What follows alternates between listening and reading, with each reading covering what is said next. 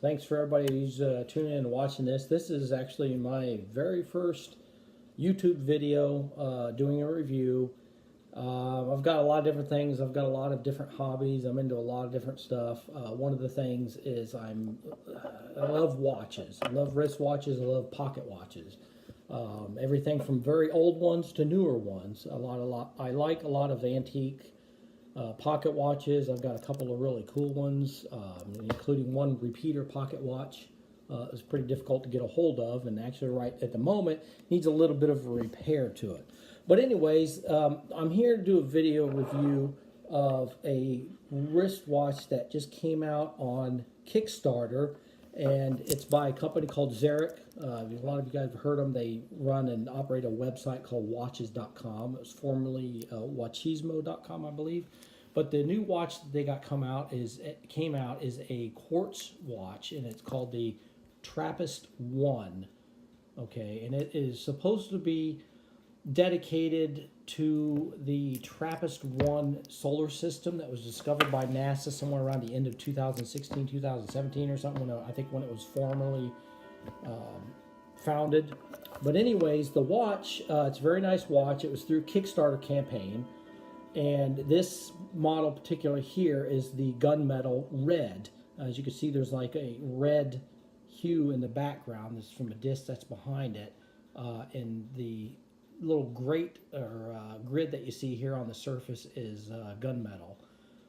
Now, some things about the watch. Obviously, it shows somewhat of a solar system. You could see around here. In the middle is the moon. That is a moon phase. So it's actually showing us what the moon phase currently is. And right now it's showing us full moon, which we have had for the last couple of days.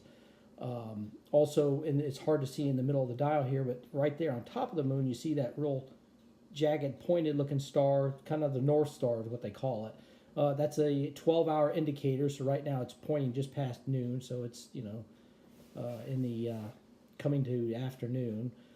In the outer ring, you see a lot of little dots. The biggest dot here, closer to the middle, that you only see part of, is the hour hand indicator. And out here, the other one you see is the minute hand. So it moves slowly. There's no second hands on here. You can't hardly, you can't see any kind of movement because obviously it's only hours and minutes, so the movement's very subtle. If you did time-lapse photography, obviously you would see them moving faster. In the middle of this dial here is your Roman numerals for the time of the day. You can see I'm sorry, there's a lot of glare here from my sunlight coming in the window. Down at the bottom here is the date window. That's something a lot of people have complained about on there, that it's very hard to see. It's very small. You can see, I can bring it in, you can see there's a 3 on there because today's the 3rd of March when I'm doing this. It can be rather difficult to see because it's a small window, it's a small number, and it's rather deep down inside there. I mean, it looks like it's almost a quarter of an inch down inside the watch. It's rather far back in there. And I don't rely typically on that having to have the date. It's kind of a neat little feature, somewhat like a lot of wristwatches and pocket watches have, the little sun and moon that tells you when it's AM, PM, whatever. It's kind of an extra feature. The date's there. You can see it. But it can be difficult to see because when you get the window just right to where you can see down in there, it may be hard to see because of the glare on the watch is showing right now. And actually there's a star that's covering it up because it just moved into place. It's one of the minute stars. The watch has various layers. Obviously, there are clear discs that the hour and minute hands are on, and there's a separate disc that's in there that it also moves independently. So all these stars are constantly swirling around the dial at different speeds. Okay, so that kind of gives a little bit of effect. The neat thing, and it's hard to see or appreciate here, is with the stars on the different discs at different levels in the watch, it gives much more of a three-dimensional feature that you look like you're looking into something that's a lot deeper than just the thickness of the watch, which you can see it's not all that thick. And even though it looks rather large, even for myself, I have small wrists, but on me it's not too big of a watch. Actually, I've got a lot of other watches that look a lot bigger than this. Its thinness and this design make it nicer on my wrist as well, so it doesn't protrude a lot, doesn't stick out, but it's a very, very nice watch. Some other complaints that people have made on the Kickstarter and everything is the illumination used on the stars and the planets. And I understand what Xeric has mentioned, that putting a lot more of the luminescent paint that is used on there, it is on the discs, and if you put a lot more of that on there, it throws the weight off, so the discs may not spin at the same speed all the time when they should. Sometimes they may be slow, sometimes they may be faster. So that's an issue, as far as the time goes. It could throw the timing off having too much luminescent paint on there. And, be that as they don't have a whole lot on there, so the illumination seems rather short-lived. But that's kind of relative and subjective in a matter of speaking, that I've used illumination lights, and some people are talking about trying to get, how would they get a UV light? Well, I have one type of small little light here that actually has a built-in UV light, as you can see. And it wasn't cheap. I got that off of eBay, and I think I spent like $10-something for that. But you can go to a lot of drugstores and places like that. They have the if you've seen the 5-minute fix, and I can't remember what the other stuff was, that you get that glue stuff you put on something, and it's got a little UV light on the end of it that you can illuminate with. Well, on the one that I got in particular, it's detachable, so I have a tiny little UV light that if I wanted to, I could use it to illuminate the dial on this watch and make these stars glow more. Let me see if I can try to move my thing. There's not so much of glare, but you could see how the stars start to light up a lot more when it's exposed. You can see that glowing effect on there. As far as it being short-lived, it is, again, like I said, relatively speaking. If your eyes aren't accustomed to the dark and you're trying to look at this when maybe it hasn't been in the light for a bit, you're probably not going to see much of anything, if at all, for the most part, especially if it hasn't been in the light for maybe a couple of hours. It's been sitting in the dark. It's going to be hard to see. I tried mine out last night. I had it charged. I kind of had the hands and everything illuminated with the UV light, and then left it sitting on my nightstand. And I went to bed. So it sat there for at least a good 4 hours. And I took it up. I had to get up in the middle of the night to go to the bathroom. I drank a lot of water the evening before because I was working out and I sweat a lot. So I drank a lot of water. Sorry to give you all that information. But I had to get up and go to the bathroom in the middle of the night. And when I got up, I decided to take a look at the watch. And the moon in the middle of the moon phase, those moons, those were glowing. I could see them. So they've got plenty of luminescent paint on them. But, of course, they're slow moving. They're in the back. It probably doesn't make as much difference with the weight on them so much. But it was glowing well. The hour and minute indicators on here, those I could faintly see. And, again, like I said, my eyes were already accustomed to the dark. Now, I'm not a young person, but I'm not that old either. And I've known from my training as a pilot and my time in the military as well that we do a lot of night training. We do a lot of training we try to do without the aid of lights or night vision goggles or scopes or anything like that. We do training a lot on nights where there is no moon or even a partial moon, so that gives us the full night effect. But once you can get accustomed to the light, your eyes can see these things faintly. The luminescence on these, particularly the planets, I believe that's what these are, is planets, and the moon were visible. Not real bright, not real easy to see, but I could see them. I could see that they were there, so they weren't totally gone. Now for my watch, like I said, I got the gunmetal red watch here, and as an extra, I decided to spend a little extra on their campaign and opted to get the black hole as well. And I think I'm a little bit more partial to the black hole watch. It's all black. The grid is a black, kind of a duller black color.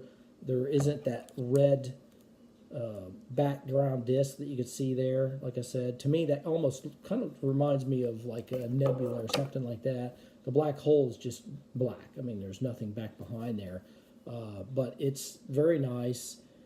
Some people have said they thought the watch looked initially kind of more like a toy or something, and I don't know. I didn't get that sensation at all when I first pulled it out of the box. I was just astounded by the watch and its design. I just love the way this looks. Look like the planets are lining up here. We got like 5 minutes after noon here on the watch. And like I said, I think that the watch is very well made.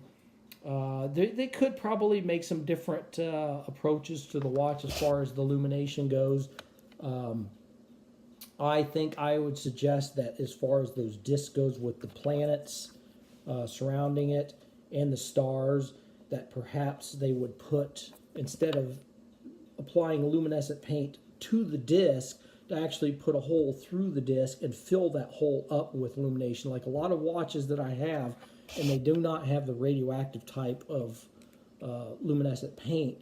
The lume is actually filled into a groove or hole or something that's actually cut into the hands or into the dial of the watch, and it's filled in. These discs that are in here, I'm sure, are not very thick at all. I could only guesstimate maybe 0.5 millimeters or maybe 0.25, I suppose. But even at that, that's more lume than probably what is on the surface, so it could give it a little bit longer duration as far as how long the illumination lasts. But, you know, even at that point, the watch is not at all disappointing to me. Did I expect a little more? Maybe a little more from it. But I am excited with the way it is now. I'm not really disappointed at all. I wouldn't have changed my mind. If I could go back and do it again, I would still do the same thing. Probably would have made my decision to get in on the pledge a lot sooner, so that I would have got my watches a little sooner. But I think at the current rate, I probably only would have got them maybe 1 month, or not 1 month, but maybe a week sooner than I did. So. Not that big of a deal. And another cool thing on the back of the watch, they just have some information on here. Like it's got the type of movement, what model number this is, and they kind of have them in a, a diagram of like a solar system. So there's, it tells it that, I believe it says it is 5 atmospheres in waterproofing. Ronda movements listed on there.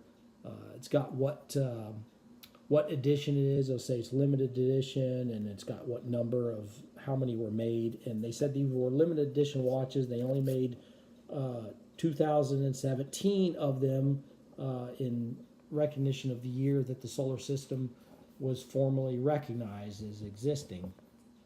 The leather band of the watch is very nice. It's very nice leather.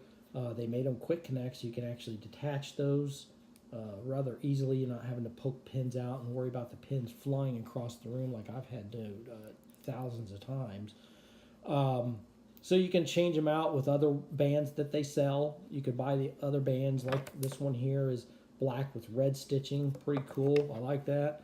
This one's just all black and black. They have the other brown and tan, so I could buy other bands from them and switch them out, or I could go and get my own bands if I wanted to and switch them out with them. So, like I said, I like the watch. I think it's beautiful. I think it's very well made. I've done a lot of Kickstarter campaigns, not conducted them, but pledged into them. And to me, this is probably one of the best campaigns that I've taken part of. I've done several, and some of them come out of just junk that I've gotten. Other ones that I felt like I ended up getting something, even though it was good. I paid way more than what I should have for it. This watch here, I mean, this is fantastic. There is really nothing out there like this. Not something that just uses these planets and stars and everything to go around on this thing here. Let me show if I can. I don't want to ruin my time too much, but you can see if I turn, you can see see how some of the stars and everything like that, they don't all move at the same speed. Some of them move fast, some of them move slow. So you can see they're moving, just not nearly as fast as it might look like they should be. But actually it should be at 12 o'clock here, right on the nose. Okay, so you know, that's my review of the watch. I hope everybody, you know, you like it. I think it's, like I said, it's well worth the money paid for it, especially what I paid for it on Kickstarter. They are pre-ordering, I believe, right now on their website still, and they've got to fulfill the Kickstarter pledges before they can actually start selling to people on their website. And you know, you guys should check these things out. So I think they're great. Thanks for watching.